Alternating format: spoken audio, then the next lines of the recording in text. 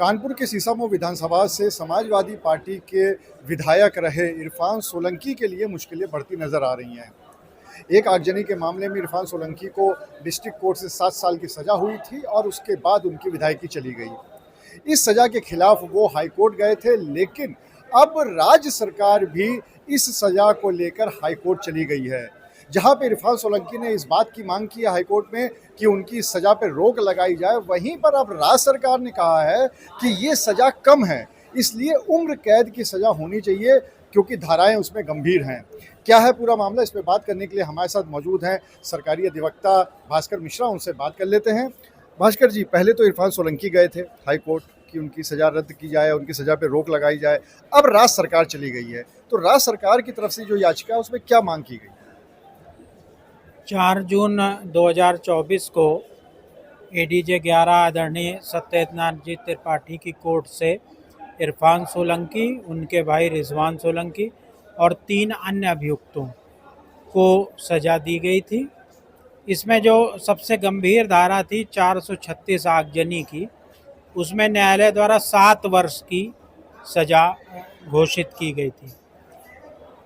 Order को पढ़ने के बाद ये महसूस हुआ अभियोजन को कि सज़ा इसमें जो मात्रा है वो कम है, तो सज़ा 436 में 10 वर्ष या आजीवन कारावास है। अभियोजन ने केस पूरा साबित किया था, कहीं पर कोई भी जो कमी नहीं थी, तो अभियोजन ने अपील प्रस्तावित की थी। शासन के निर्देश और इच्छा पर माननीय हाईकोर्ट में अपील दाखिल की गई है। इसमें सज़ा के साथ कुछ धाराओं में माननीय न्यायालय ने अभियुक्तों को बरी भी कर दिया था।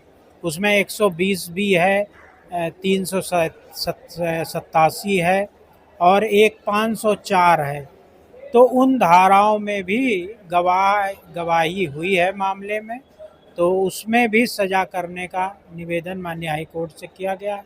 और जो मुख्य धारा है आगजनी की, उसमें सज़ा बढ़ाने की बात कही। तो अब ये जो हाईकोर्ट है, हाईकोर्ट ने अब ये भी कह दिया है कि जो इरफान सोलंकी की याचिका थी और जो सरकार की याचिका है, दोनों को क्लब कर दिया। अब क्या दोनों साथ साथ इस पर सुनवाई होगी? इसमें इरफान, रिजवान और जो 3 अन्य अभियुक्त हैं, शौकत पहलवान, इजराइल आटेवाला और मोहम्मद शरीफ, ये 5 लोग अपील में गए हैं, अलग अलग गए हैं। इरफान, रिजवान एक साथ गए और 3 अन्य अभियुक्त हैं वो अलग अलग गए। तो 4 अपीलें तो उनकी हो गई और एक शासन की हो गई 5। तो इस तरह 5 अपीलें अब एक साथ सुनवाई होगी और डबल बेंच है उसमें सुनवाई होगी और 24 सितंबर उसमें सुनवाई के लिए तिथि तय की गई। इरफान और रिजवान की तरफ से जो सज़ा है उसको जो है निलंबित करने की प्रार्थना की गई है और विधायकी जो है रिस्टोर करने की प्रार्थना की गई है। तो उस पर भी जो है 24 तारीख को सुनवाई होगी। तो यानी ये माना जाए कि जैसे कि अभी उपचुनाव प्रस्तावित हैं उत्तर प्रदेश में और उसमें कानपुर की सीसामऊ सीट भी है इरफान की वजह से जो खाली हो गई थी, तो अगर हाईकोर्ट से राहत मिलेगी विधायकी वाली अर्जी पर, तब तो वो चुनाव लड़ पाएंगे, अन्यथा नहीं लड़ पाएंगे। यही नियम है? हाँ, नियम यही है और अभियोजन को पूर्ण विश्वास है कि माननीय हाईकोर्ट इस तरह की कोई रिलीफ नहीं देगा, क्योंकि आगजनी की घटना जो है वो एक ऐसे व्यक्ति द्वारा की गई है जो जनप्रतिनिधि है, जो जिम्मेदार नागरिक है।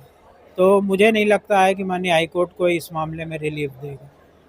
तो अब इस पूरे मामले में इरफान सोलंकी के लिए मुश्किलें तो बढ़ ही रही हैं और साथ ही साथ जैसा कि माना जा रहा था कि शायद इरफान सोलंकी को अगर हाईकोर्ट से राहत मिले तो सीसामऊ का चुनाव वो खुद लड़ पाएंगे, ऐसी अब उम्मीद शिथिल होती दिखाई पड़ रही है। हालांकि अब ये पूरी तरह से हाईकोर्ट के ऊपर है कि 5 ही अर्जी पे सुनवाई करने के बाद वो क्या आदेश देती है और साथ ही साथ वो अर्जी जिसपे कि विधायकी को रेस्टोर करने की बात कही गई है, उस पर हाईकोर्ट का क्या आदेश आता है, ये देखने वाली बात होगी।